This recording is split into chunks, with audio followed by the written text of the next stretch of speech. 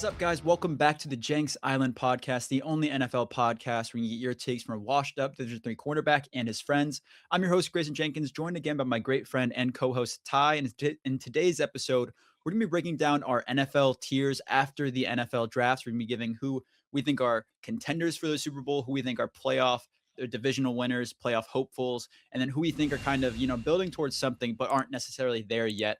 And then before that, Ty, before we get into that, I want to ask you real quick. We just had a rookie draft, you and I, and then I also had a rookie draft. But in your draft with us together, who kind of went higher than you expected or who went lower than you expected in the draft?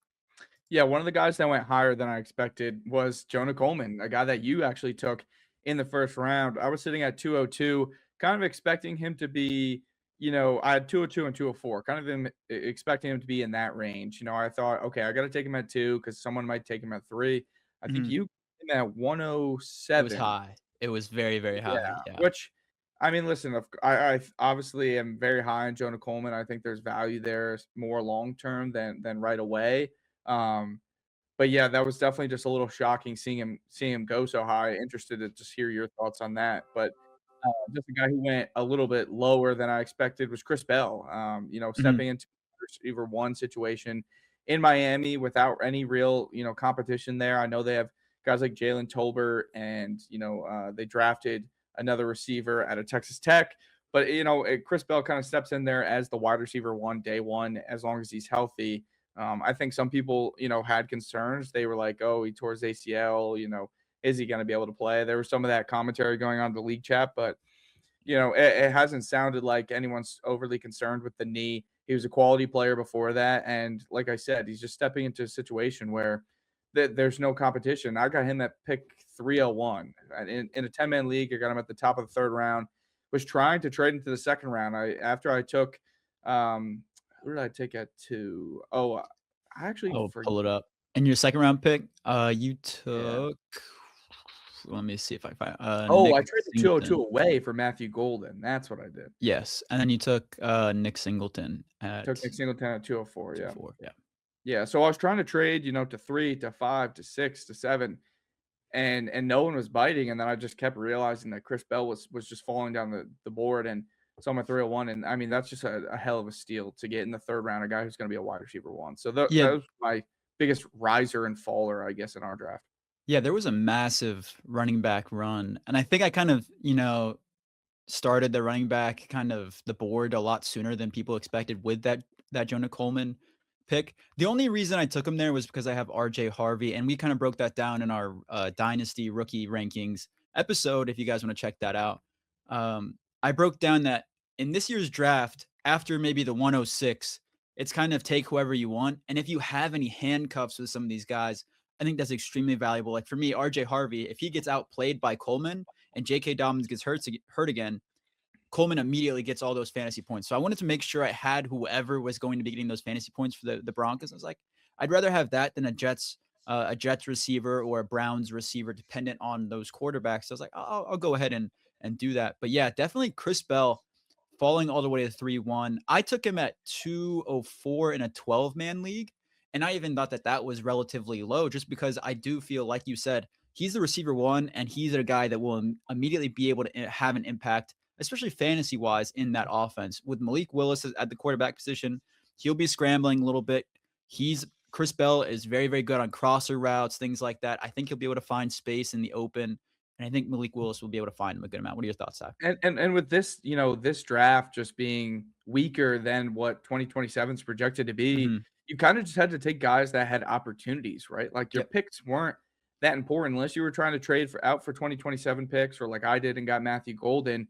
You just had to take guys that are going to play on day one, and any other guy that maybe is a little bit more higher upside, like a Brendan Thompson's a guy that I picked up because Mike McDaniel loves him, right? You can get those guys outside of the draft. But when you're in the draft there, you got to take guys that have immediate opportunity. Like you Yep. took like I took with Chris Bell, Elijah Surratt, another guy that has opportunity, right? And I think he kind of went under the radar.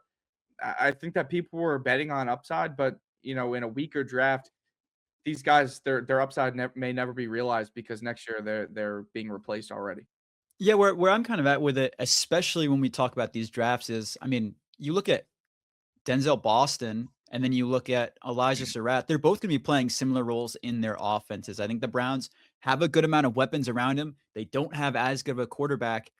And then you look at Elijah Surratt, good quarterback, good weapons around him, but he's still going to be that red zone threat for them outside of Mark Andrews. He's a guy that will be a back shoulder fade ball kind of guy, could be a red zone threat, could get points that way. And he's getting drafted 1 to 2 rounds later than Boston. So I do think that the value there is just, it's a wild discrepancy. Carson Beck didn't get drafted in our draft as well. I got him in for That and was again, surprising. another guy that has an opportunity. It's him and Jacoby Brissett, and eventually they're going to turn the keys over to Carson Beck because Jacoby Brissett is not going to be the long term solution. They're going to say, okay, maybe with the last 6 games of the season, whatever it may be, what do we have in Carson Beck? See if he has something there. We have enough weapons around him that he can maybe have some success. And if he looks solid, okay, fine. Maybe we don't need to take a quarterback next year. And if he doesn't look good, fine. We're going Mhm. into a good quarterback draft and take an opportunity on one of those guys. But opportunity And was key in this draft. And for that one too, Jacoby Brissett, I know he was holding out, trying to kind of get a bigger contract. If they decide they're not willing to pay him, and he decides, oh, okay, I'm not gonna. If he just holds out a camp or anything like that, Carson Beck could start like it could shock some people. There's that situation could go out of hand really quickly. So Him versus Minshew is what it would come down to. And I mean, yeah, Minshew hasn't been able to hold on to a starting job in his career. So yeah, definitely an yeah, opportunity. Like Minshew's a guy you can play for like that 1 to 3 game like streak with your quarterbacks out. But when he becomes a full time starter, it just things kind of derail pretty fast for teams we've seen in the past. Moving on to let me pull up the screen. Hold on. Oh, you took yourself off the screen again. Yeah, when I left, Ty and I were recording, and my laptop MacBook decided to swipe out of the tab, so I had to reset everything up while we were recording. But here we go with the tiers here. Starting off, obviously, I didn't move it to this way. The Saints here at number one. I didn't set that up. I promise you. But with the Saints here at number one, I'm putting them as division winners. I do have them as the favorites in the NFC South. I do think that it's going to be a great competition. I think the NFC South is going to be very, very fun to watch this year. It always kind of is because it's more, they're bad and fun to watch because it's just so hectic. I think this year, 3 teams, maybe even all 4, are going to be competing for that division spot and all have probably 9 to 10 game win records because they all have weaker schedules. I do think that the Saints, their draft was awesome. I think their offense is going to be really, really high powered. I think if Tyler Shuck plays the way he did in the second half of the season last year, they could easily win the division. So I'm going to put the Saints here at number one, but or at the number one in the division. But I don't know necessarily if they're Super Bowl contenders or playoff run contenders yet. I do think that they're going to make the playoffs, though. Ty, what are your thoughts? Yeah, I mean, it's a real crapshoot. I don't think that this division will see 2 playoff teams. I mean, Mhm. it's very possible that someone squeaks in as a 7. So I would have slotted either them as the division winner or building towards something because I do think that they are building towards something. I wouldn't put them in quite that average, area, but yeah, I mean, it's take your pick with this division. Any of Yeah. the 4 teams could win. You can have arguments for any of them, and obviously you believe in the Saints, so we'll put them in the division winners. Yeah, and with that, like theoretically, we could put all of the NFC South teams kind of in that playoff hopefuls, but they would be at the very bottom. I mean, all of those teams have a shot at the playoffs this year, so it'll be a fun race to watch. Moving on to the Dolphins here, Ty. What are your thoughts on them? Yeah, this is interesting because, they had so many draft picks this year. Um, they're kind of getting out of that Tua range where, they cut his contract and they have all the dead cap. It would be easy to say that they're ass because they're going to Yeah, be ass this year. I kind of like what they're building with, the front office and the coaching staff, bring in Malik Willis, um, and just the way that they're running the organization right now, I think is better. I don't know. I mean, I could see why you would put them in building towards something, but they're ultimately probably going to have a top 5 pick. So I think we have to put them in ash just in terms of, you know, where this tier list, like, a tier goes from bottom to top, right? They're not in that, you know, like who else we're going to put in building towards something. You'd probably see a big drop off from them to Miami, but I like what Miami's doing in the wake of, getting rid of Tua and really turning over the front office and coaching staff. Yeah, I'd be fine putting them in the don't get your hopes up tier too. I think that I mean, they are like you said, they're turning it around. This obviously is the start of the rebuild process for them. So they're not going anywhere this year, but I do think, like you said, the draft was a really solid start for the foundation, and maybe they continue it in the coming years. Moving on to the Ravens here. This is a really interesting team because obviously, when you look at their division, the Steelers, the Bengals, both of those teams will be competing for the playoffs with them. The Steelers, it depends on kind of Aaron Rodgers coming back. Their offense, I will say, I think their offense is built to compete for the playoffs again this year if Aaron Rodgers does come back. Obviously, you don't have Mike Tomlin, so maybe that has a drop off in team like the number of wins they have. Obviously, with Mike Tomlin always somehow having a winning record, things like that. But I think all three of those teams really do have shots at the playoffs. The Ravens are a tough one. Obviously, they beefed up the D line and O line at the beginning of the draft. Went two wide receivers. I really like what they did. This is tough for me. It's between I'm going to put the Ravens at the division winners tier. I do think that they can win their division right now, but it would not surprise me at all. I think obviously when we look at the Bengals and the Steelers, they're probably in the playoff hopeful tiers. However, you want to interchange them, I am perfectly fine with it. Ty, what are your thoughts? Yeah, so we got Cincinnati coming up next, and we can kind of just jump into Yeah, it. I want Cincinnati as the division winner. I think, I like that. you I don't know, mind it. what they have offensively is, top tier, with Chase and Higgins, Chase Brown, Joe Burrow, obviously. They made some offensive line upgrades, right? They got Connor Lew, who was my top center in this draft. Mhm. Um, they got him pretty late in like the fifth round. And then defensively, they just made a lot of big upgrades. They got Brian Cook from the Chiefs. Obviously, they got Dexter Lawrence, Jonathan Allen, right? They kind of went all in on the defensive side of the football this year because Yep. they have cap space. Is it still a great defense? No, but it's a far better defense than it was, the past 5 years. Every year that Joe Burrow's been there, except for maybe the Super Bowl year, they had a halfway decent defense. I just I have concerns about Baltimore as always. Like, can Lamar stay That's healthy? fair. He's still the same player that he once was. The new head coach, obviously, I think Jesse Minter Mhm. understands the Ravens way, and he'll be great for that defense. But that's a defense that we've seen be very underwhelming in the past couple of years. So, I just like Cincinnati a little bit. I think that they're a little bit of a younger team too. The Ravens are kind of aging. They lose Yep. likely. They got Mark Andrews, is an older player. Henry's getting older. Lamar's getting older. So listen, I still think that at minimum they're a playoff hopeful team. I think that they're obviously fighting for a wild card spot anytime you have Derrick Henry and Lamar Jackson. But I just Yeah. like what Cincinnati did a lot on the defensive side of the football. Yeah, I don't mind that at all. I really do like what the Bengals did. I think it really both of these teams, it depends on if the quarterback stays healthy. We've seen year after year they kind of fall off with either their quarterbacks going down, obviously, but with these two in particular, they have star top five, top I would say, yeah, top 5 still, quarterbacks with both of them, and if they go down, obviously, their team drops significantly, but I think both of them 100% division contenders if they are both healthy through the playoffs or through the division, the schedule. Moving on, Ty, I'll give you your Broncos here. They're up next. What are your Appreciate it. thoughts on the Broncos? Yeah, I think they got to be Super Bowl contenders after getting to the doorstep last year. They go to the AFC Championship game. Obviously, Bo Nix breaks his ankle, and then even in Yep. the So championship upsetting. game, Yeah. it's a 10-7 ball game. There's no reason that they shouldn't be back in that situation, especially after adding Jalen Waddle this offseason. That's gonna be huge for the offense side of the football. Davis Webb becoming the offensive coordinator is an upgrade in a way, right? It brings in a fresh, new, younger mindset to the offensive play calling. Hopefully, JK can stay healthy, but if not, they got JK Dobbins late with Jonah Coleman.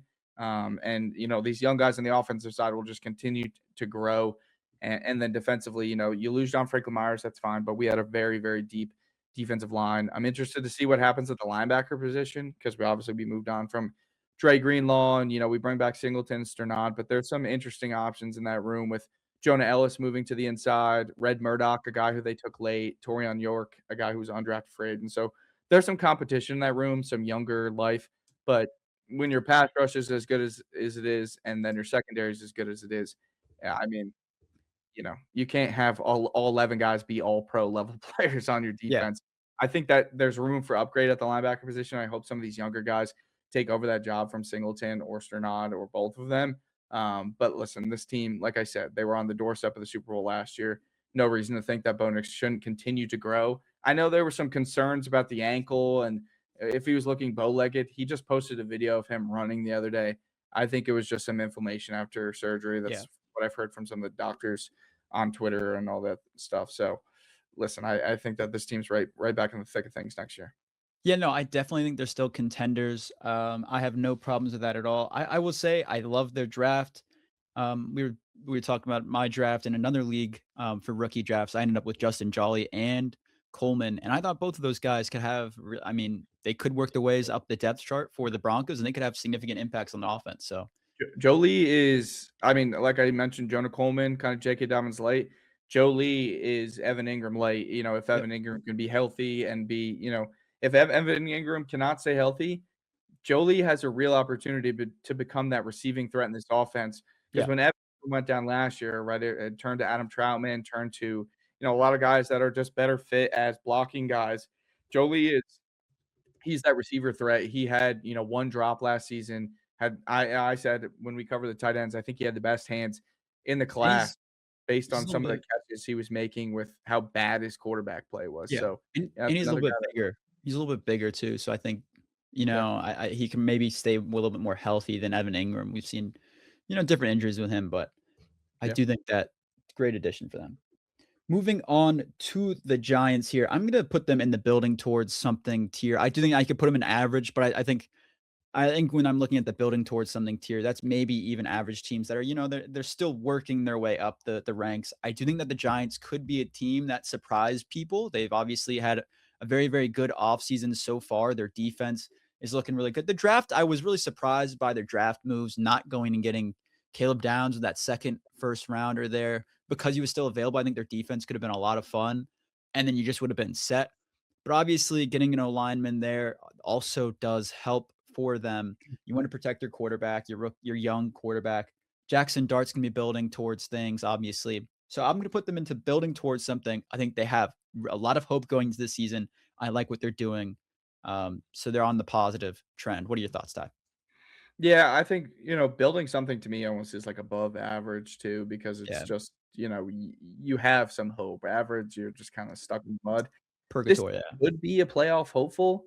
Um, It just really depends on Jackson Dart's yep. ascension, right? Like, I know that they're gonna be well coached, their defense is probably gonna be better, but a lot of it just can Jackson Dart stay healthy? He had a lot of hits to the head last year because he would not stay in the pocket. Obviously, they upgrade the offensive line, Malik Neighbors is healthy, and, Cam Scatterbo will be healthy as well. But like you said, I didn't love the draft. I think Arvell Reese doesn't quite make sense in that defense. Marinoa, I like him as an offensive lineman, but it looks like he's projecting to guard for them, and there was a Yeah. better guard on the board that went 4 picks later to the Ravens that played guard. Marinoa Yeah. was a right tackle, so did you sign Jermaine Illuminor to not play right tackle? Like, what's going on there? It's very confusing what they did post, in the draft. But post draft, I like what they did, beefing up the interior, getting DJ Reader. I think that, they could be on the fringe of playoff hopeful, but I think that their division is a lot stronger, right? Philadelphia and Dallas, they're and if the Commanders can stay healthy with Jaden Daniels, right? They're another team that's just in a loaded division that's Mhm. really hard to compete in Yeah. with a young quarterback. Yeah, it'll be tough this year for them, I think, to get to the playoffs, but I think they're right on the fringe of just depending on Dart, like you said, they could always surprise some people there. Moving on to the Vikings here, Ty, what are your thoughts on them? I'm gonna I'm gonna say that they're average.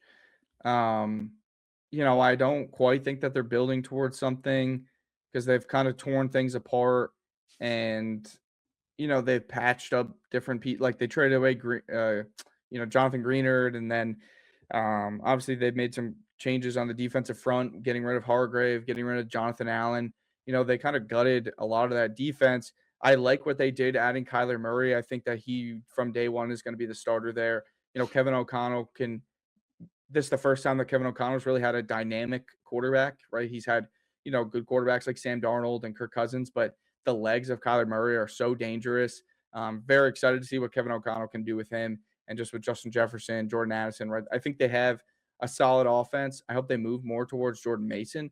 But they're just, again, a team that's in a tough division, and they're not like, necessarily a young team that has room for growth. They're really relying on Kyler Murray almost realizing his full potential of being a number one Yeah. overall pick. Like if Kyler Murray can have the type of season that Sam Darnold did for them or Kirk Cousins, of course, right? That would be awesome, especially with what his legs are. But those guys had better defenses. So I think even if Kyler reaches his full potential, they're on the brink of the playoffs, but I don't love their defense right now. And they're just, again, in a very, very tough division.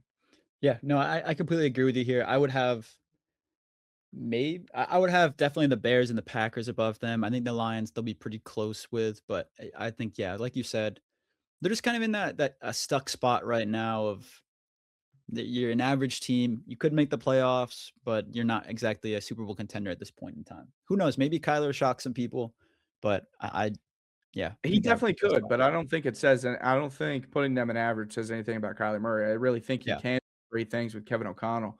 I just don't think that the entirety of the roster is, it's awesome. not all there. Yeah, I think the running back room is weird too. I mean, you're Yeah. banking on Jordan Mason, Aaron Jones. Obviously, you got Claiborne in the draft Listen, too. Jordan Mason was awesome when Aaron Jones went down last year, but are they gonna let Jordan Mason run that backfield, or are they gonna have a Yeah. 30-year-old running back who's kind of been falling off a cliff, or is he gonna carry the ball percent of the time?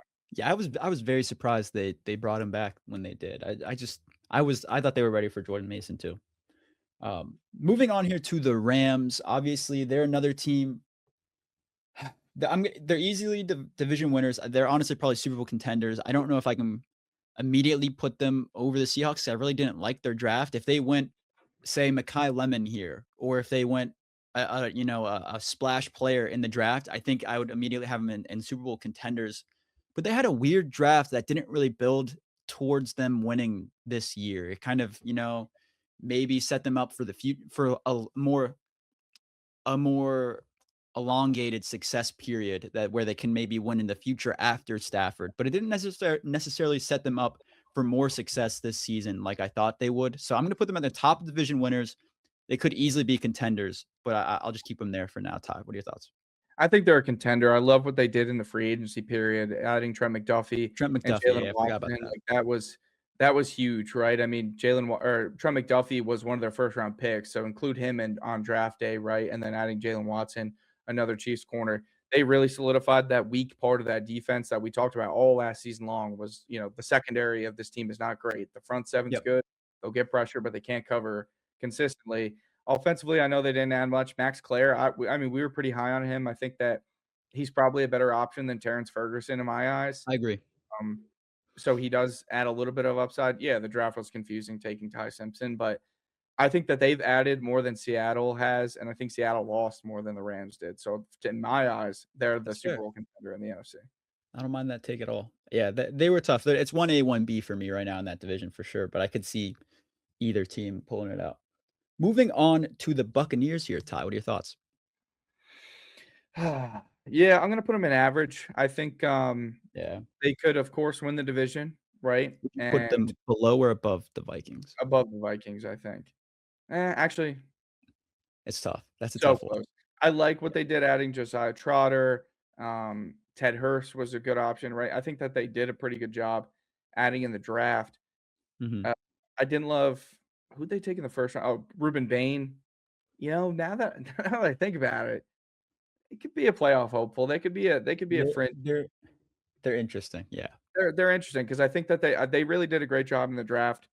Um, It just they ride with Baker Mayfield and Bucky Irving. If Bucky Irving cannot stay healthy or he cannot have the production that he did to start last season and he Mhm. did rookie year, I understand that they brought in Kenneth Gainwell, but Kenneth Gainwell is not going to be able to, Bucky Irving at his best is a top 10 level running back.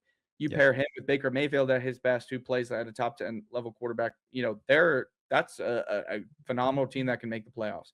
If Baker Mayfield is kind of up and down, if Bucky Irving's kind of up and down, if Emeka Egbuka is up and down, right? That entire team last season was very up and down. And at their highs, they looked like they could compete for an NFC championship game. At their lows, they looked like they didn't even belong, in competing for the divisional title. So they're a very confusing team, similarly to the Minnesota Vikings, but I like what they did in the draft. I don't love that they brought back Todd Bowles, but I think changing up the coaching staff was necessary, right? You couldn't bring back Todd Bowles and bring back the same coordinators, not after Yeah. what we saw the collapse at the end of the season. I think part of that was definitely coaching. And part of it was just their receivers couldn't catch the damn football too. I mean, the Emeka Ibuka and a lot of these guys had a lot of drops. So Yeah. Ibuka needs to take a step up. Ted Hurst needs to take a step up. And then who's the other option, right? Because Ted Hurst isn't going to be your wide receiver 2 day one. Can Chris Godwin return to some level of form? Can Tez Johnson take the step up? Like, who is it? Right? They need another option outside of Ibuka, especially if Bucky's not it. So listen, this team at their best, I think that, yeah, they can be in the playoffs, but at their worst, I mean, I don't know. Don't get your Yeah. hopes. Y yeah, that's kinda where I'm at with like I said earlier, like, the NFC South, all of these teams, they could either, be playoff contenders or they could suck. Like, we have no clue what to expect with this NFC South, but I do think that the Buccaneers are a team that absolutely killed it in the draft. They have one of my favorite draft classes. If you watched night 1 or night 2, or even before the end of night 2, I was kinda saying, "These are the guys I want going to day 3." They got all of those guys. The Bucks absolutely killed it in this draft. Ruben Bain was my favorite player for the Saints in the 1st round. Then they went and got Ted Hurst and, Keontae Scott in I think it was the 4th round, they got both of them. Damn, I forgot about Keontae. Yeah, I mean, Because they those got were 2. Trotter too. Josiah Trot yeah, it pissed me off. They absolutely got all of the guys I wanted the Saints to get, so, regrettingly, I do think that they are playoff hopefuls 100%. Moving on to the Detroit Lions here, I think I'm gonna put them in the playoff hopefuls tier as well. I'd put them above the Bucks 'cause I think they're a better team. I think their offense is definitely better. Obviously, you replace David Montgomery, um, immediately with, like, a very similar back in Isaiah Pacheco of just an angry runner. I think David Montgomery is easily better, but I do think that Isaiah Pacheco fits that 1-2 scheme that they wanna do with kind of the speed back with Jahmyr Gibbs, and then obviously more of the power back with Pacheco. So it works. I'm not too worried about their offense. Their defense should be a little bit better this year. They went and got who was it? Derek Moore, I think, in the draft to pair across from Hutchinson. I they're an interesting team. I could easily see them missing the playoffs again this year, but I do think that they improved. So I'm going to put them in the playoff hopefuls here for the NFC North. Yeah, so much with them is just health, right? Like, can they stay Yeah. healthy? They've, lost guys consistently. They're some of their best players for full seasons. But, Blake Miller at right tackle, moving Panay over to left tackle really solidifies that offensive line. And then, yeah, I think that's going to be the Gibbs show. I don't think we'll see too much of Pacheco, but health is going to be the name of the game for these guys. Definitely. And Jameson Williams has improved year after year, so Mhm. maybe if he takes another leap, like, their offense could be really exciting. Moving on here to the Bears, Ty, what are your thoughts? Yeah, I think that the Bears, this division's so hard, man. Like, Yep. the Packers, I think, are probably the best. I'm gonna put the Bears in playoff hopefuls. I still think that the Packers are the best team in this division when healthy. We saw what they could be with Micah Parsons when he was healthy. Um, I think that, the Bears are a pretty complete team, but again, it just Mhm. can Caleb Williams come back? And this, could be a question for the Denver Broncos as well. Can Caleb Williams, have all these fourth quarter comebacks at a consistent level, or can he just play more consistently across 4 quarters? I like what they have in the run game with Monangai. I think that it was addition by subtraction by getting rid of DJ Moore and moving towards Luther Burden as your wide receiver too. Mhm. And a great defense, but that defense was super reliant on interceptions last year too. So there's a little bit of the Chicago Bears that's like kind of, can you keep doing this right with the fourth quarter comebacks and the high volume of interceptions on the defensive side of the football, because those aren't necessarily things that just roll over year and you continue to have success in. But I believe in this team. I think that they're, probably the second best team in this division. And they definitely could win the division again if, it's all dependent on health. But I think if right now, I would put the Green Bay Packers as the number one team in that division. Yeah, I don't mind that take at all. I think they're very, very close to one another. I would have the Bears as the number 1 team, but like you said, their season last year really did hinge upon all of those comebacks, late game magic, things like that. That was really what their whole entire season depended upon. I do think that their draft was very underwhelming outside of the Eneman pick. I think that was their best pick in the draft. It fit really, really well for their defense. Um, but I didn't love everything else they did.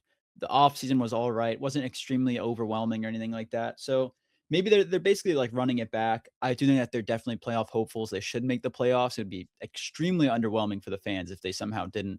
But necessarily division winners, I think the Packers are probably the favorites. But personally, I would have the Bears above them, very, very close in a tier basically together in my eyes, though. Moving on here to the 49ers. This is an interesting team because they're kind of all over the place. Depends on health. Once again, for them, they've had injuries every single year, it feels like. Christian McCaffrey was healthy the whole year last year, had an amazing season. Can he repeat that? Who knows? I'm going to put the 49ers in the top of average here. I do think they are playoff hopefuls, but like similar to the Vikings, they're in a very interesting spot where I just don't necessarily see them as, a great, great team anymore. I think their roster is solid, but all in all, I don't know if they're a Super Bowl contender. I think they're playoff hopeful, but I think they're just kind of an average team right now, and I wanna see them explode out of that range. This draft was pretty atrocious, in my eyes. They really reached on a few guys.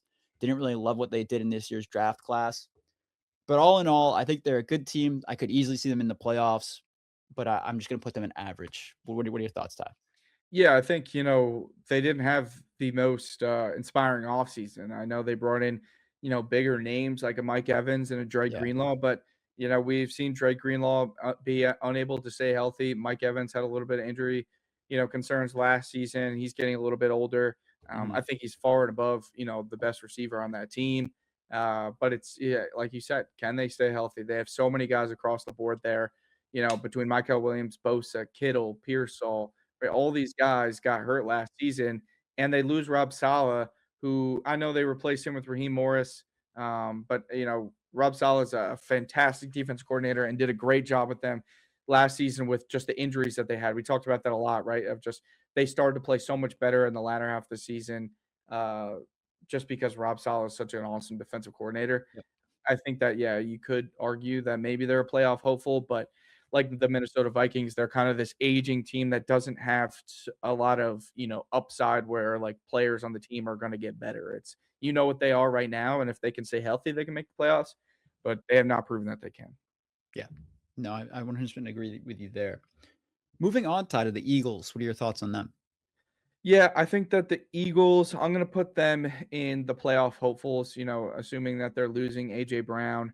I think that they're probably right below the Bears, above the Lions. I think that, Makai Lemon was a great pick for them. He was obviously my number one receiver in the class, but he just doesn't Mhm. go into a great situation. Maybe Sean Mannion, was throwing the ball a little bit more with Jalen Hurts. They added Eli Stowers too, who I'm not high on, but it's a good safety blanket with Dallas Goedert being a free agent next season. And they added Jonathan Greenard. I mean, Howie always does a fantastic job of making this roster awesome on paper. It's just, can they execute, right? Like, I understand that last year, offensive coordinator definitely held them back, but Jalen Hurts held them back. The locker room issues held them back, right? Like, we need to see, Saquon Barkley kind of take that step back to where he was 2 years ago, Yep. being a dominant running back that really, carried this team at times. Sean Mannion, this is his first time as an offense coordinator. So, there's just a lot up in the air with this team right now. I listen, as much as I love Makai Lemon, losing AJ Brown, it's not ideal, right? That's a top 10 wide receiver in the NFL. Do I think Makai Lemon could be that someday? Sure, but very different type of player, big Yeah. body threat on the outside. Makai Lemon's going to be, your intermediate, slot threat. So I am a lot higher on Dallas in this division. And I kind of talked about this, later in this season last year, just like how Dallas could have stole the division from Philly just because of the way that they added at the trade deadline and were just improving as a team week over week and how good their offense was. People are probably going to be pissed off at that because, the Philly fans are Philly fans and they're like, we're better than the Cowboys. But listen, until they can prove to me that they can play on a consistent basis week over week and that this new offensive coordinator is going to make things different right now, I think they're a playoff hopeful. I agree with you here. I don't mind their offseason so far. I do think that the Makai Lemon fit is a little bit weird because now you kind of have Makai Lemon and Devontae Smith are your two top receivers. They're a little bit smaller.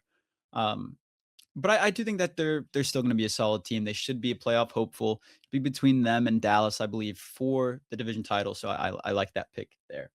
Moving on to the Raiders, I'll keep this pretty short and sweet. I think they're building towards something, but they're not there yet. They're gonna be a team that probably needs another year or 2 before they get into the playoffs, but they got Fernando Mendoza. I like their offseason so far, so they're building towards something, but they're not there yet. Anything to add to that?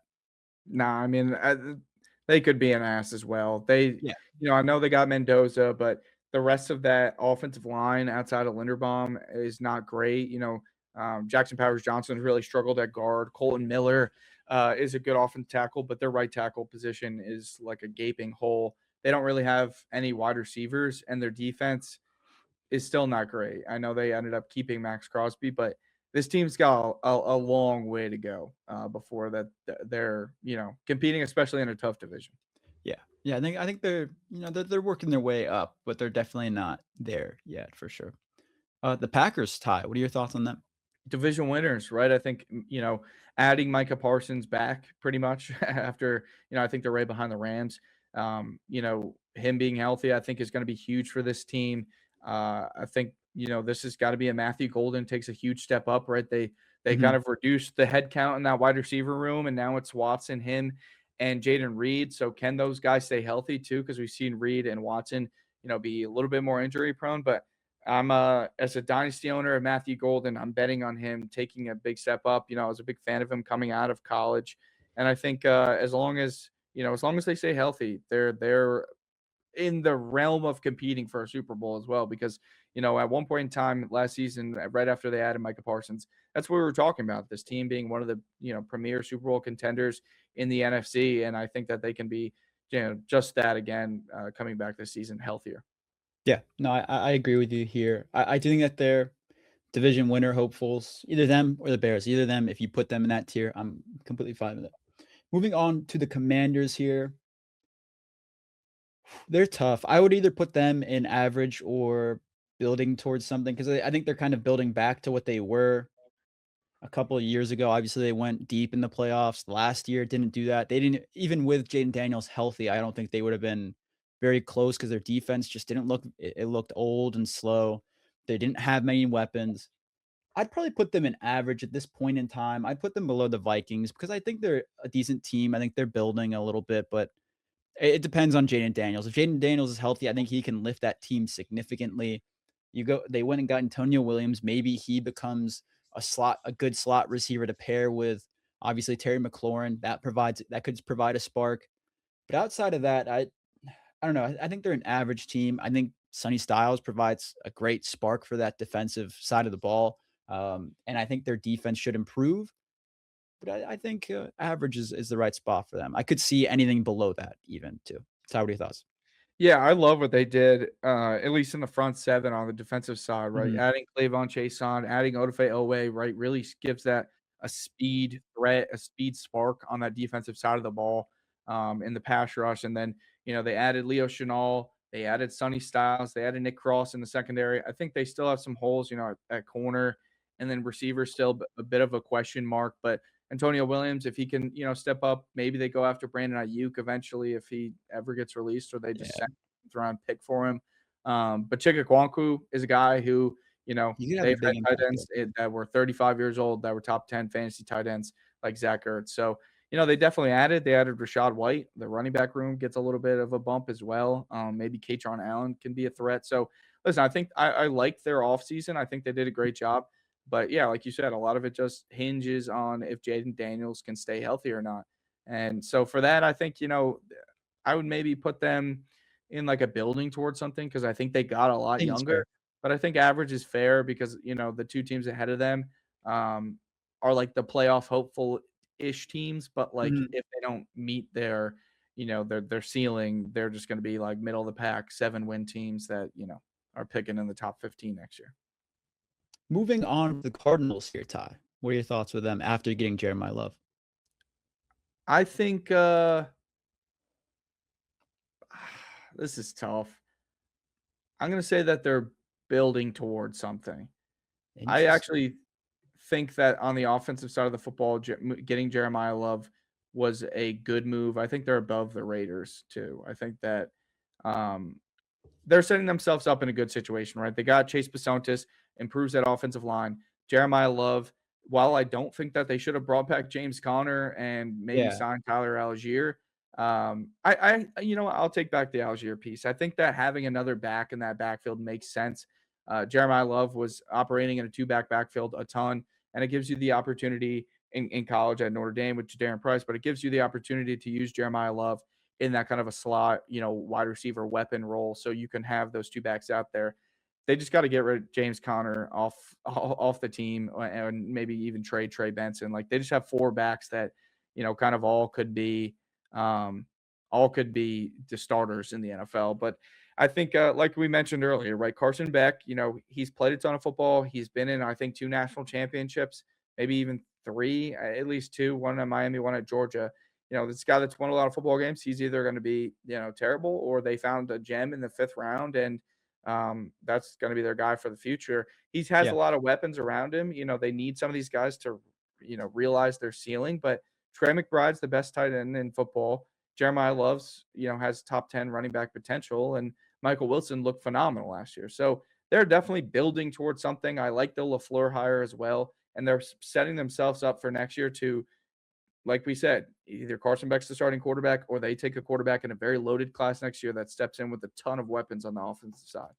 Yeah, no, I think it is kind of crazy that, you didn't even like when you were talking about their main weapons, like Marvin Harrison Jr. has become kind of overlooked, like overshadowed. Like he has not panned out to what he was expected to be. If he can reach that level either this year or next year, like you said, when they do get a quarterback, if Carson Beck is not the answer, that team could 100% take a jump and be a good threat on the NFC side of the NFL.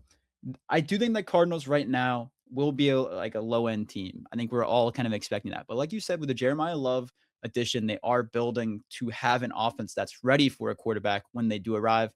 Maybe they need a couple more additions on the offensive line, but I think they're right there. I think they're close on the offensive side. They just need a quarterback. Moving on here to the Steelers. This one kind of depends on Aaron Rodgers, right? I don't think we if Aaron Rodgers is there, I think they're a playoff hopeful. If he's not, I think they're an average team because they have a decent defense with I think they have a solid offense right now built for a quarterback to succeed in. I'll put them in average, probably below. Yeah. I'd put them below. If Aaron Rodgers is here, obviously I'm putting them higher, but without Aaron Rodgers, they're below the Commanders. Um, Obviously, Will Howard, Drew Aller, whoever they would want to start there, I think could, maybe manage the ship and maybe they perform better than I expect, but they have a decent roster. They're just an average team right now. What are your thoughts on that, Ty? Yeah, I mean, they had a phenomenal draft, getting Really like Ian what they did. Oscar and Jennings Dunker to shore up that offensive line. And then they got Michael Pittman and Rico Dowdle, right? They did a great job of whoever's at quarterback there is going to be set up for success. And Jeremy Bernard, my And boy. Jeremy Bernard, right? We love Yeah. Jeremy Bernard. Defensively, they added some good weapons too, especially in the secondary. So, listen, I mean, Mhm. this a team that is well set up for whoever's at quarterback. I just, if it's not Aaron Rodgers or if it's Yeah. Aaron Rodgers, that's a 40-year-old quarterback. I think that they're probably still an average team. Uh, I think that Will Howard would beat out Drew Aller. I just don't think that Will Howard, a seventh round pick 2 years ago, is going to be, the guy that takes this team Yeah. to the playoffs in a loaded AFC. That we have two teams in the division winners from this division. So, and the Browns are only getting better too. So it's Yeah. going to be really tough if Aaron Rodgers doesn't come back for them. Moving on to the Bills here. What are your thoughts on them? And also, I have to ask, what are your thoughts on them moving back numerous times during the draft to just, acquire more capital? Yeah, I mean, it was bizarre. I think there was, they're a team that had needs to fill, and they could have filled them with Mhm. more premier talent. I know that's kind of the thing that the Patriots used to do with Bill Belichick a lot. I just don't think that I don't think that they were in a position that they could do that. I know they were picking later in the draft, and they barely lost to Denver, but they lost to Denver because they had some pretty big holes on the Yeah. defensive side of the football that they didn't really fill. They added Bradley Chubb this offseason, which was a good fit for them, and if they can just stay healthy, but Yeah, I think that they're probably a with between them and New England, such a toss up. I'm gonna Yeah. take them as a division winner just because I believe in Josh Allen, and I think that they did get him weapons, right? DJ Moore is, I mean, listen, I'm obviously low on DJ Moore. I've talked a lot of crap about him on this podcast, but he is a huge upgrade over Keon Coleman or some Yeah. of these other guys, right? And that honestly frees up Khalil Shakir way more. They added Skylar Bell, who's a guy that had a good season at UConn and could be just kind of a guy that's a sleeper for them. So they added weapons. You cannot fault them for that. And Joe Brady stays around, so the offense is going to look the same. I just think that they're the better team than New England at the end of the day. I think New England is due for some regression. They're going to have a lot harder schedule this year, and Buffalo has Josh Allen. So Yeah, I completely agree with you on this one. I think they're my favorite to win the division. I think their offseason was solid enough that I think they, improved on some of the holes that they had, while also, like you just said, Joe Brady staying around. They're going to keep the offense similar, but they only added pieces to the offense to make it even more explosive. So, really like what they did. I'd put them in the divisional winners as well. The Falcons here, um, the Falcons are a team that I have no clue what to do with because who knows what their quarterback situation is going to be. They could have added, they let Kirk Cousins leave, and then you go and get Tua as the replacement to be, kind of the competitor to Michael Penix. That's an interesting move because Tua's on his last leg with injuries, and if when he is healthy, he hasn't been playing well. Michael Penix is extremely uncertain as a quarterback. You have no clue what to expect when he's on the field every single week. I think they have a really good roster on the offense side of the ball outside of that. So I'm going to put them in average above the Steelers here because I think that they could be a good team. It just really depends on the quarterback situation. What are your thoughts? yeah, I mean, they live and die with what Tua Tagovailoa can be, right? Yeah. Defensively, they drafted really well last year. James Pierce Jr. is going to be playing this year, it seems like. So, him and Xavier Watts. They added AJ Terrell's brother, so they got a lot better on the defensive side, and their offensive side already had some of the premier weapons in the NFL. It's just, yeah, can Kevin Stefanski get Tua to play at a, yeah, even a shadow of what he used to be, right? Because at one point in time, we were talking about Tua Tagovailoa as a top 10 quarterback. Now we're talking about him as, can he even start in the NFL? Yeah. Can he just play top 20 level quarterback play, right? Because that's what they haven't had. Like Kirk wasn't playing at top 20 level. Penix wasn't. If they could have a guy that played at top 20 quarterback level, this roster is so talented. They could easily win the division. But again, Mm. it's lives and die. Like this whole division is so like if they do this, if they do that, if they do this, it's a lot of And ifs in that division. that's why I want them to be on Hard Knocks in season so badly. Just because I think each team is so chaotic on each respective side of the ball. I think they all have a bunch of question marks. So I don't know. I think it would be a lot of fun, but yeah, I mean, Kirk Cousins played top 20 that one game against the Bucks in overtime. But outside of that, yeah, no, it was a rough showing for Kirk Cousins in Atlanta. He still got the bag though when he went to the Raiders. So He did. props And to his agent. the other thing with them too is they lost Caleb McGarry, who's an awesome right tackle, and they replaced him with Juwan Taylor. So Yeah, not I'm not not even gonna same level. comment anymore on that.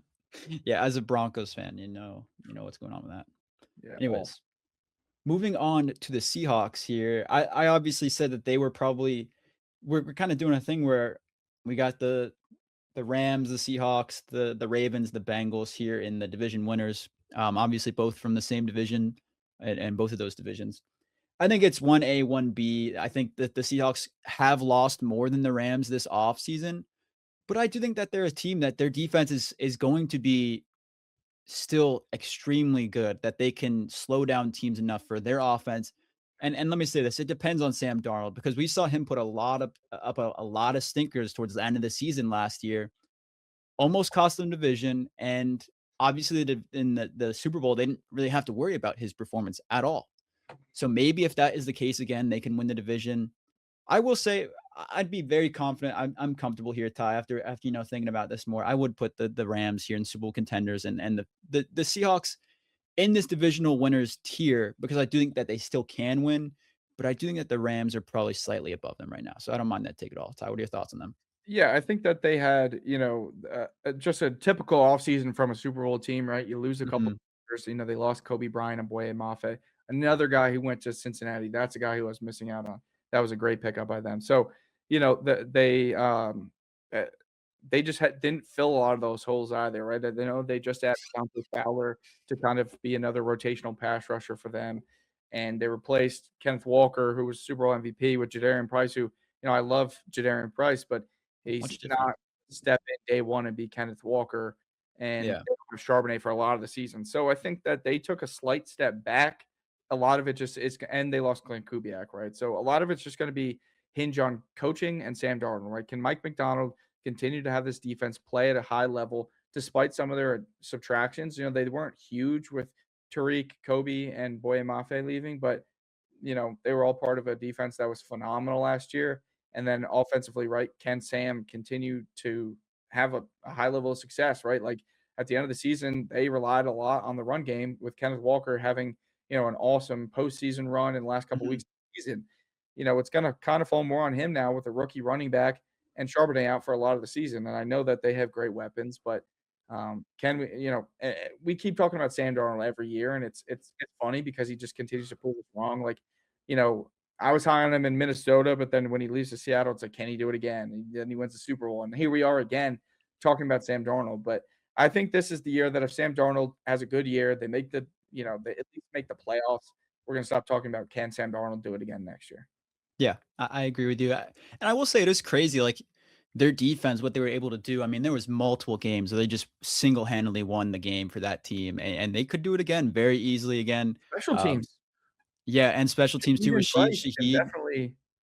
Shaheed had, he single-handedly got his salary this year from most of his special teams, because when he went to Seattle as an offensive player, he did absolutely nothing. I mean, he was really a non-factor on the offensive side of the ball, which is crazy because for the Saints this past season, he was actually having a really, honestly, pretty productive season in comparison to what people were expecting. And then he just went to Seattle, stopped, but was extremely productive on special teams. So really, really interesting team here for from Seattle.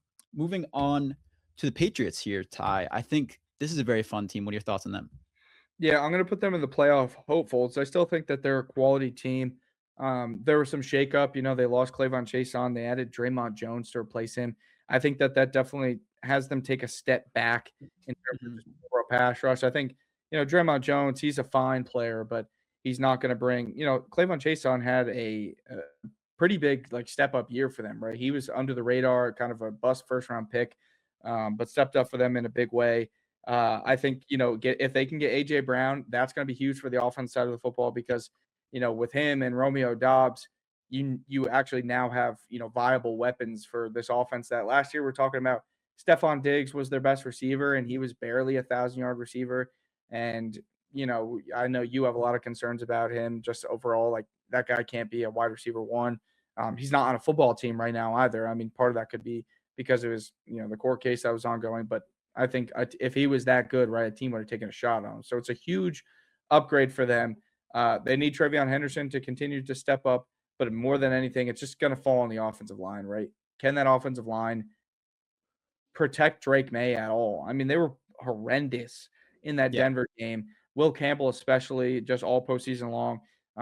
They added Elijah Vera Tucker so that the offense gets a little bit better on the offensive line, and they drafted Caleb Lomu, who maybe he plays at left tackle and Will Campbell plays at right tackle. He's a more natural left tackle, or do they play Caleb Lomu at right tackle and he's kind of competing with Morgan Moses over there? I honestly have no clue. I think it's just good that they added to that offensive line room in general. But I think, like I said earlier, they're going to have a tougher schedule. And if that offensive line can't hold up, there's going to be a lot of concerns there. Is the Vrabel stuff going to continue to shadow over this team going into the season? Obviously that doesn't necessarily affect the play on the field, but that kind of stuff in your locker room, it's never good to have, right? So you don't know how that's going to affect the locker room. And AJ Brown has destroyed locker rooms. He destroyed the Yeah. Philadelphia Eagles locker room. Now, do I think that'll happen in Philadelphia back with Vrabel? No, but like there's a lot of you know mixed factors coming into this season for the New England Patriots that their team could be a lot better. The team could get a lot worse, right? And so I think because of that, they kind of got to stick in this playoff hopeful spot because I think Buffalo did get better. New England, I don't really know. I think they got a little bit better, but they still don't have AJ Brown on the roster yet either. Yeah, if you're able to pressure Drake May like teams were in the playoffs, we saw him get extremely flustered. Like he just did not look like he knew what to do with the football when he was under pressure multiple times. Even against like the Broncos, he was extremely lucky that Bo Nix was injured because that's the only reason that they won that game. And I don't know, I like Drake May, I like the Patriots, but like you said, I think it's really hinging upon whether or not AJ Brown and Romeo Dubs pan out for them.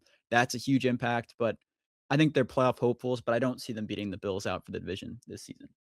Moving on to the Browns here, it's I would say that they're building towards something because I think their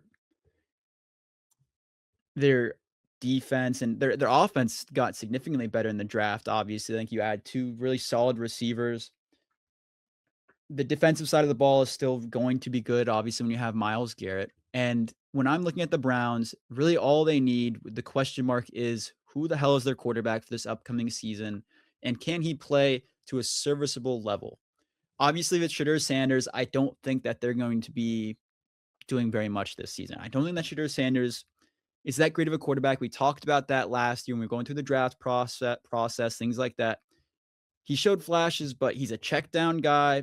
He takes too long in the pocket. As soon as pressure's in his face, he kind of panics or he gets sacked. And I just don't love that for them. I do think that Deshaun Watson, maybe if he comes back in, is the Deshaun Watson of old? Maybe there's like a 12% chance of that happening. Very obscure number, but that's about where I see it to be. I don't see that happening. I think he obviously has regressed a little bit. We saw the last time he played, he was not the same guy he was in Houston. So I do think that the Browns are waiting for next season, but I do think that they're building towards being a good team again. I just don't think that they're there yet. So what are your thoughts on that, Ty? Yeah, I think they got to be right above the Arizona Cardinals and building towards Above the something, Cardinals. teetering on maybe even being above the Giants. I think the Giants had put them right above because they have their quarterback right now. Mhm. But if the second that the Cleveland Browns get a quarterback, or if They'll Deshaun be Watson, pretty like you solid. said, can even be a top 15 quarterback, they have one of the best rosters in football on the offensive and defensive side, right? Their Mhm. defense was phenomenal, and they only added to it with Emmanuel McNeil Warren, which shows I cannot believe they got him. And then in the He first round, fell far. Yeah. yeah, and that was like one of the second or third best safeties in this class, and he goes to a defense that's already phenomenal. They hit home runs last year with Schlesinger. Mason Graham looked better at the end of the season, and then offensively they add to a weak wide receiver room with Casey Concepcion and Denzel Boston, two guys that were viewed as first round receivers. We were really high on Concepcion. You were higher on Boston than me, but it's at least a body in that room. Their running back room is phenomenal. Their tight end room is phenomenal. They added Joe Royer. They added to the offensive line in free agency and the draft. I mean, they did everything that they had to do. Their two biggest question marks, quarterback, and I still have questions about Todd Monken, even though you know, he's never been a head coach for an NFL football game. I just don't know how much of based on what we saw in Baltimore and the way that they control that offense, I don't have too much faith. But I think that this team is so damn good that the second they get a quarterback in the 2027 NFL draft, they're going to be awesome because they're going in a division that's getting older and they're really young and really talented. So I this team is honestly very well I set up for success. I forgot that they drafted Taylon Green, right? I think They could yeah. just tell him to run around. And that's what I'm saying. Maybe towards the end of the year, maybe they just experiment with him, see if I he's definitely think he anything. gets a shot. If Deshaun Yeah. doesn't turn out to be much of anything, I think Shadur will get one more shot, and then I think eventually Taylon Green will get a shot. I don't think Dylan Gabriel gets another shot, but I think Taylon gets like 2 or 3 games, and they're like, "All right, Yeah, 2027, who?" see if he pans out. But yeah, this next draft, and they have how many draft picks next year? They have a couple, right? In the first? I think they only have 1. They had an extra one this It year was because this of the year, yeah. Jacksonville trade. Let's see. I'm trying to find spot rack. Let's see. But yeah, that I mean, 2027. Yeah, it's just one.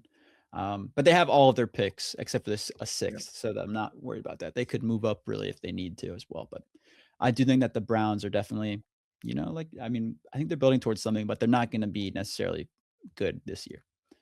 Moving on to the Texans here, Ty. What are your thoughts? Yeah, I think the Texans are probably I think that they got to be division winners. Yeah, Um, I agree. I put them like Probably here. right above the Saints. Yeah, yeah. Again, quarterback play is huge here, right? Can CJ Stroud be, the CJ Stroud we saw in his rookie year, or is he going to be the guy that throws 5 interceptions in a game that they like, you know, should have won? Right? They should have beat the New England Patriots because Yeah, the defense was forcing turnovers left and right. The defense is phenomenal. They only got better. They added Katie McDonald, which makes that defensive front so much better. They helped him out on the offensive line front. I mean, they do this thing where they trade away their offensive lineman every year and then add to the room again. But we were really high on Keelan Rutledge, so I think that and they brought in David Montgomery, who I think will be in a good split with Woody Marks. So listen, this is a team that has a lot of talent. They're young at the receiver room outside of Nico, right? They got Higgins and Noel and Tank Dell should be back. They have a solid roster. It just so much depends on can CJ Stroud be serviceable at yeah. all, because if so, they have a top 3 defense that will carry them in a lot of games. Yeah, their defense is gonna be absurd, man. I don't even know what to expect because they're suffocating at every single level. Extremely physical, extremely aggressive.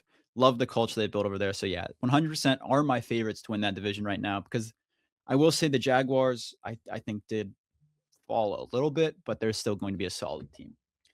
Moving on to the Chiefs here. This is an interesting one. Obviously, Patrick Mahomes, the ACL injury. Did he actually tear everything in his knee? What's going on there? I think, yes, he did, but he is healthy. He's going to be back for OTAs, apparently, participating in those, which is a shock to most people. I do think that, I think it was an ACL injury because I think it happened, what, in November or like beginning of December. And if you're Oh, ready, it was December, yeah. December, I think that's like a 9-month timetable now for ACLs, MCLs, whatever.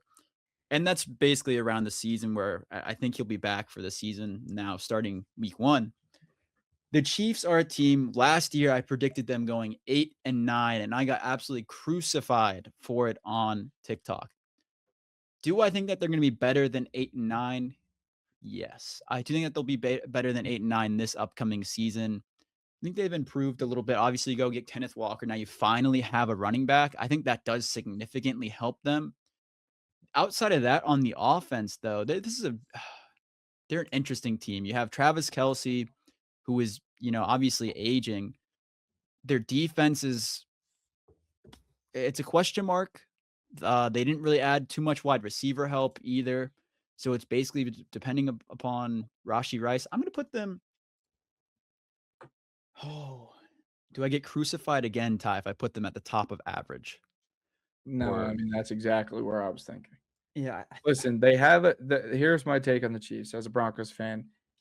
They always have a chance with Pat Mahomes, right? yeah, But last year was the proof that, like, you need that a team he around him. will give them a chance to be 500, but if Yeah, their roster is as bad as it was, they were on before the injury, right? All these Chiefs fans wanna be like, "Well, we didn't miss and the Rashi playoffs 'cause." Rashi Rice went down too, but Yeah, yeah, but even when he was healthy, they were still losing games, yeah, so if the teams as bad as they are, they were still gonna miss the playoffs last year, and they got 1,000 times worse on the defensive side of the football, right? Brian yeah, Cook leaves, Leo Chenal leaves, they lost, McDuffie, they lost Jalen Watson, they lost, another corner as well, blanking on his name.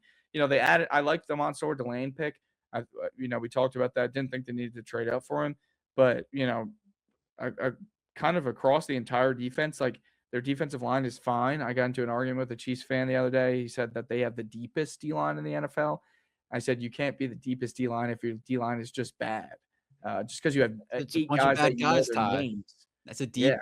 deep class right there. Yeah, Yeah. So, all they really improved on this offseason was from last season was the running back position, getting Kenneth Walker. I think, with him and Emmett Johnson, they'll have a lot more consistent of a run game, but so much of that also does, depend on the offensive line and it depends on play calling. And, Andy Reid was kind of saying sometimes they just need to hand the ball off on these RPOs and they weren't. Mhm. So I think there's, less of a question mark on offense because I think that you have Mahomes and you have some talented players.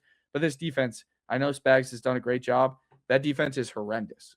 Just look up the depth chart. You might know the names, but at this point in their career, they are not good. And the linebacker room, they are not good. So it's Yeah, I don't think it's gonna be great. But Ty, they got TJ was TJ Parker to pair up with Chris Jones on the inside and TJ or Parker, dude? who did they add No, T they who didn't get was it? TJ Parker. No, I'm they thinking the got other R. Mason Thomas. R. or Mason no, Thomas no, they got Peter Woods, that's who it was. I was thinking of the Clemson guys. They got Peter Woods on the inside to pair with Chris Jones. That changes their defense. Peter Woods had 3 sacks in his college career. I mean, that's what I'm saying. Like I said to this Chiefs I fan, like didn't get these picks at all, yeah. I dropped all the sacks numbers. I mean, like they had like 15 career sacks outside of Karlaftis and Chris Jones Yeah, between I 7 other guys. That defensive line is not great, and we saw last year teams will take advantage of them. Like yeah, they didn't have a sack until the 4th quarter against Denver. yeah. I just I don't know. They're in an interesting spot. Obviously, Mahomes will make you average by himself, but they need some. They just need to build this team better. I'm not a fan of how they've shaped this team the last couple seasons, and maybe it's because they're paying Mahomes a shit ton of money, and they're a little bit Paying Chris limited Jones by that. $50 million. Yes, and Chris Jones. I've That's never so much money. Chris Jones, very, very good, right? But do I think that he is, $50 million good? Or I've it's never something like that. It's something insane. And he's had never such a really seen it. sharp fall off. He had 7 sacks last year. Yeah, and maybe some of that is that you can double team him because they didn't really have a whole lot of, other talent on the defensive line. But even when you do, I don't. He's getting older, and I just don't necessarily love what they're building over there. But moving on to a team that I do love what they are building on the defensive side of the ball, Ty. What are your thoughts on the Cowboys here? Division winner. I mean, listen, I love what they did. Obviously, they added Quentin Williams last offseason or last trade deadline. They added Kenny Clark, obviously, when they got rid of Micah Parsons, but then Rashawn Gary comes in. You know, they get Caleb Downs, who was a phenomenal pick. They Definitely. they really turned this defense over and brought in a new defensive coordinator to Christian Parker, who was with the Denver Broncos. He was with the Philadelphia Eagles. Both two really great defenses. I think he's going to come in with a fresh new defense for them. I think they're moving out of the 4-3 into a 3-4 as well. So I think it tends to bring a little bit more pass rush when you get into those 3-4 looks, and I think it just fits their roster a little bit better. And then offensively, I mean, they were amazing. Javante fell off a little bit at the end of the season, but Pickens and CD and Jake Ferguson, they added an intriguing weapon in Michael Trigg if he can play a little bit for them as well as a tight end 2 option. This is a phenomenal roster from top to bottom. They just have to continue to grow as a defense. I think they did that last season, and they'll continue to Yeah. do it this year with the additions they made. Yeah, no, I 100% agree with you here. Uh, I'm a very big fan of what the Cowboys have done the last couple off seasons, and maybe Jerry Jones is right. Maybe trading Micah Parsons was the right move for this team because they do seem to have gotten better since the move, and it seems like the team's improving, especially on the defensive side of the ball. They're getting better, and I'm excited to see what they do this season. Moving on to the Chargers here, Ty.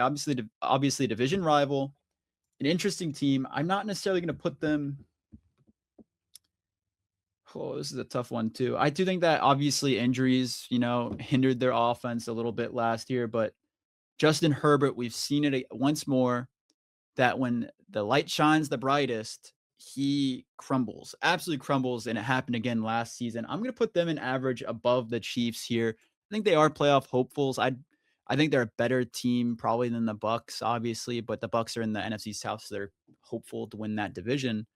But I wouldn't put them above any of the other teams that we have in the playoff hopefuls there. So I'm gonna put them at the top of average, but I don't I'd be fine if someone were to say that they were playoff hopefuls. Ty, what are your thoughts?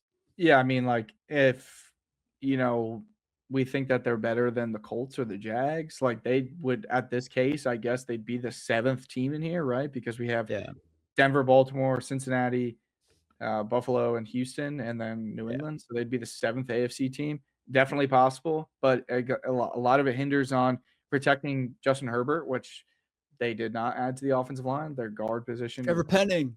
still terrible with Trevor Penning and Cole Strange. Yeah. They added a 25-year-old pass rusher instead of taking an offensive lineman, which I was not very high on Mesidor. Listen, I don't think that this team did a ton to get better this offseason. Besides adding Tyler Biadasz, I think was a good move. And Keaton Mitchell will be a solid RB2 behind Omarion Hampton. But they lost Jesse Minter. What does that defense look like without him? Because Jesse Minter has changed defenses entirely. Like, he came into a similar roster and just, absolutely turned them around. So will they kind of take a step back in a tough division as well? This division could definitely cannibalize itself too, right? If the Raiders get a little bit better and the Chiefs and the Chargers kind of, duke it out, Denver will probably lose a game or two to some of these teams, right? Like, it definitely could cannibalize itself. I could see the Chargers being that 7 seed, but like we said, Justin Herbert's got to stay healthy. And then when Justin Herbert gets to the playoffs, I'll say it 1,000 times, he's the least clutch quarterback in maybe NFL history with the way that he plays in the playoffs. It's And it's so God bad. damn it, he's not a top 10 quarterback because he doesn't play like it when it actually matters. Ty will stand on that hill, and we will have that discussion once again this season, I'm And sure, and on you the know what? I'll podcast. turn it around mid-season. I'll say he's playing top 10, and then we'll Yeah. get to the end of the season again, and I'll say, God damn it, he proves me right every single Yeah, time. he let me down very badly. When it got to the playoffs, we got into the hot debate on the podcast over how he was playing, whether it was not his fault or if it was the O-line's fault or other, like, it's a mix of both, but he was making horrific decisions and plays throughout multiple games towards the end of the season and the playoffs, and it was just like, I couldn't defend it anymore. So, we'll see how that pans out. But anyways, Ty, moving on to the Jets, what are your thoughts with them here?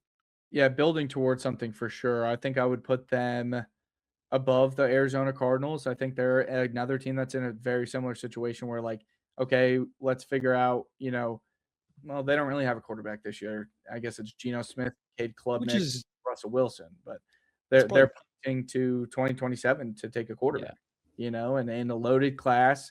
They have 3 first round picks next year. They had 3 first round picks this year. And they added a ton of talent. I mean, we love their draft with David Bailey, Kenyon Sadiq, and Omar Cooper Omar Jr. Cooper, yeah. at the end of the first. They did a phenomenal job. And whether they take 3 first round players next year or they kind of package a big haul to go up and get a quarterback, I think that they're still probably in the cellar where they'll be in a position to take a quarterback and won't need to trade up, which is dangerous. If they can draft a quarterback and still take 2 more first round players with the way that they kind of hit this year on really solid players, this team could turn around pretty fast with some of the weapons that they have on the offense. They got a good line. Brees Hall, the tight end room's pretty loaded. Wide receiver room, they got, Wilson, A.D. Mitchell looked great at times last year, and Omar Cooper. And then just continue to build on the defensive side. They did some nice Yep. things with adding Minka Fitzpatrick and some guys like that. So they're in a great situation that, when they get a quarterback next season, they're going to be competing in the AFC East. Yeah, and you saw Aaron Glenn, I think, definitely had a hand in them adding D'Angelo Pons in the draft. I know that's iffy because of his size, but I think that's a really good fit for them. And I will say, I think this season, more than anything of the win-loss record, you care about Aaron Glenn's performance as a head coach. You want to go see him, be able to lead the team better than he was last year.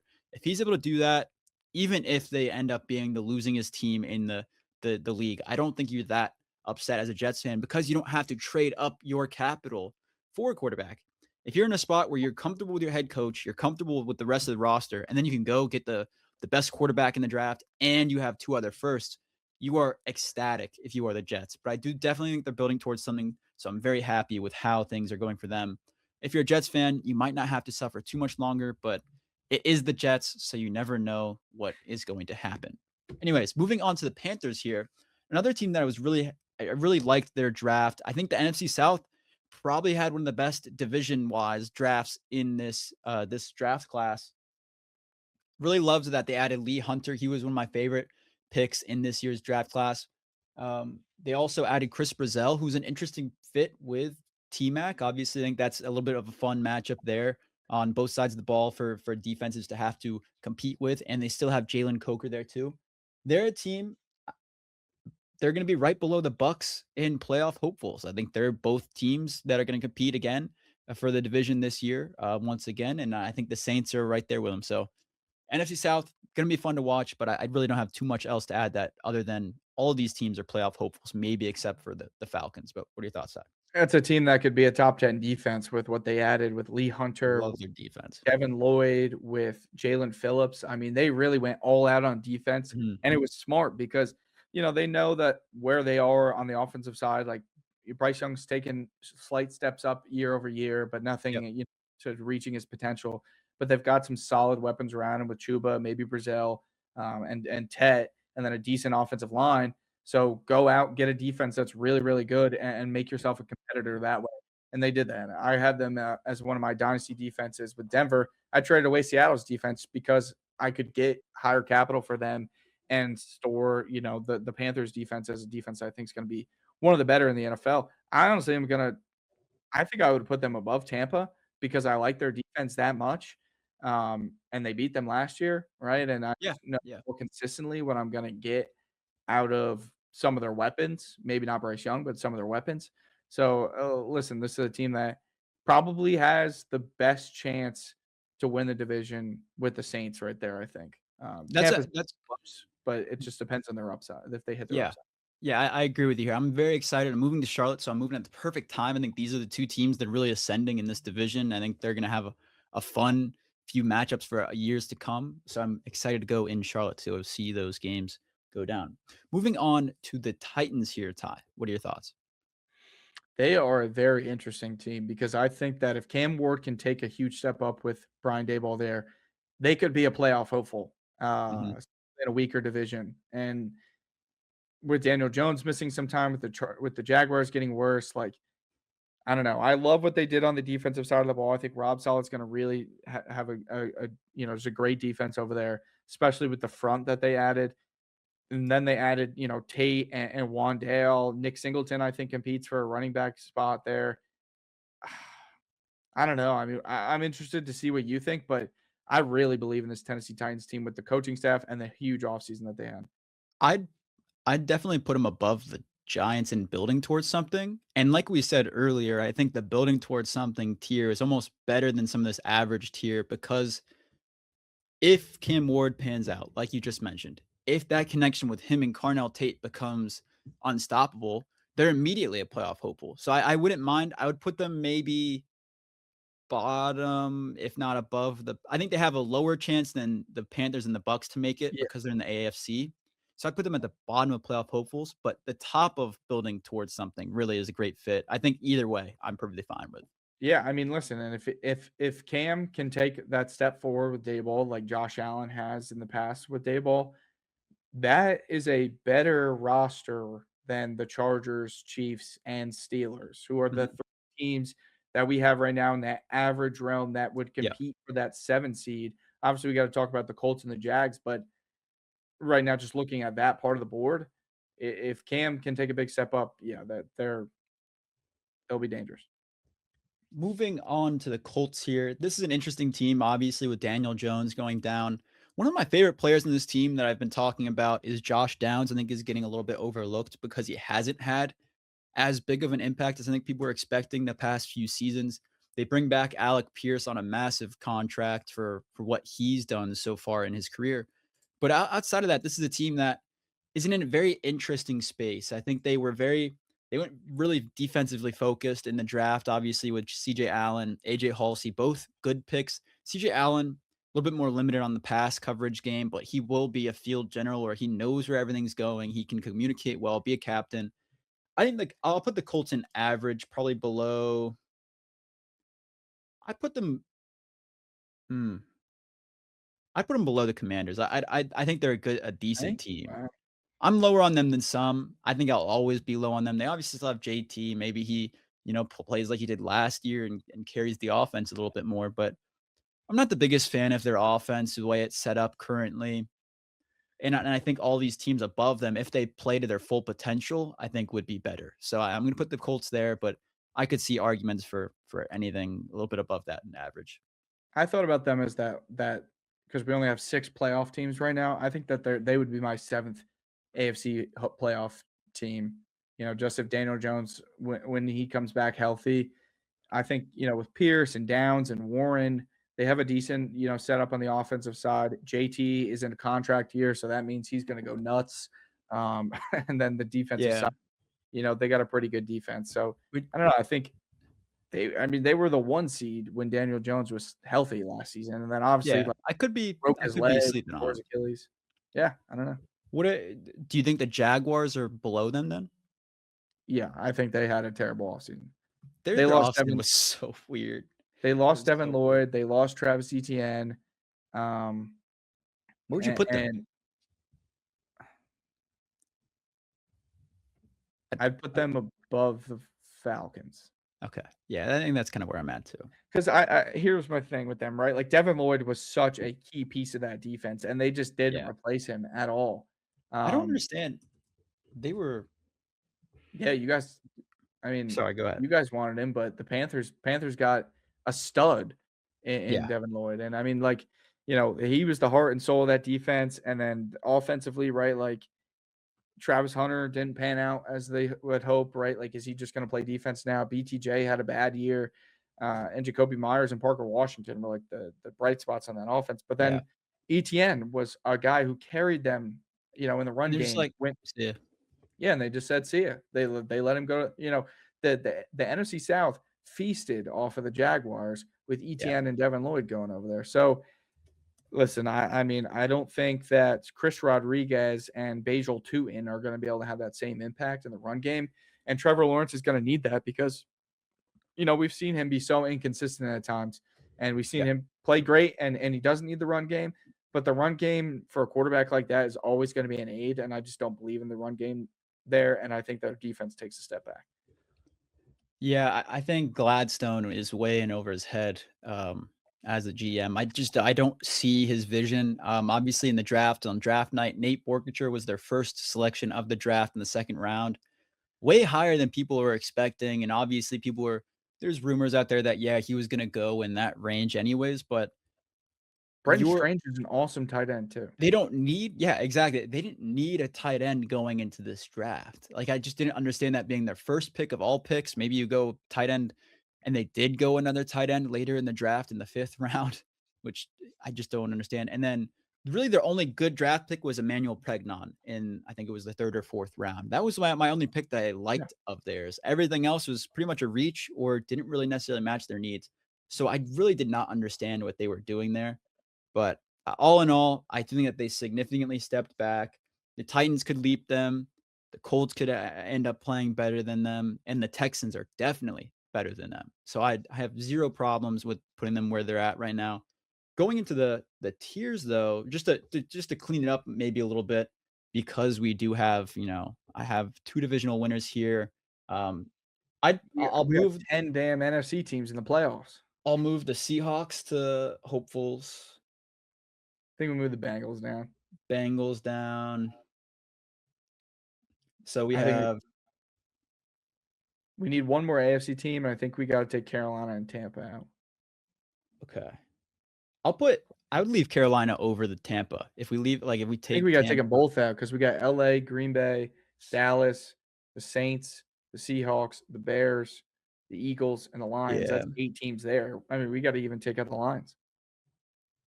yeah. Who do you think's better, the Lions or the Panthers? To playoff hopeful You wise, got to take them both out. That's I 8 guess, teams. yeah. Or that's 9 teams with the Panthers. Is it really? Rams, Yeah. Packers. Yeah, this is bad. The counting Uh, it. I'm losing numbers here. Saints is Yeah, it 4. is. It is. I might drop the Eagles over both of them in terms of hopes to the playoffs because of their division. You Could still be got more to get rid of competitive. one of them. I think if anything of the 3, you would have to keep I think you'd have to keep Philly. I think Detroit has a chance. Um, Yeah. it's between Let's do Detroit and that. Philly on who you keep. Let's do that. Let's keep Philly. I think let me check the schedule. I think the Lions might have the easiest strength of schedule. That's a factor. Let's look real And quick then we off need the to add an AFC team, and I guess that would be the Chargers. Yes, the Lions do have the easiest strength of schedule. All right, take Philly out, put them You in. wanna let's We're bump them calling it up. now.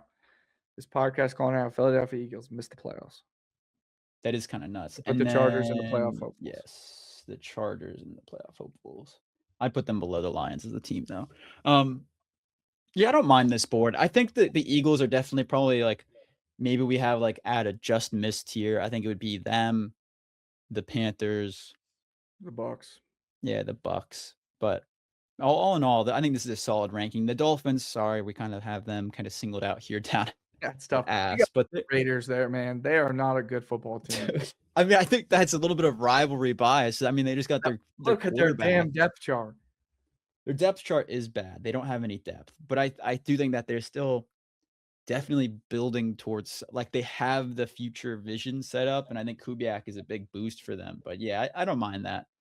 I mean, we If even said anything, Miami did. Miami's got a vision. Doesn't mean that they're not yeah, that they're bad now. I put the Cardinals there too, though, because they're ass right now. Yeah. But I don't mind this current state of these tiers. I think is solid. I honestly I have no I think you can bump qualms. Arizona down, that'd be fine, but the teams above that, they're definitely building. Yeah.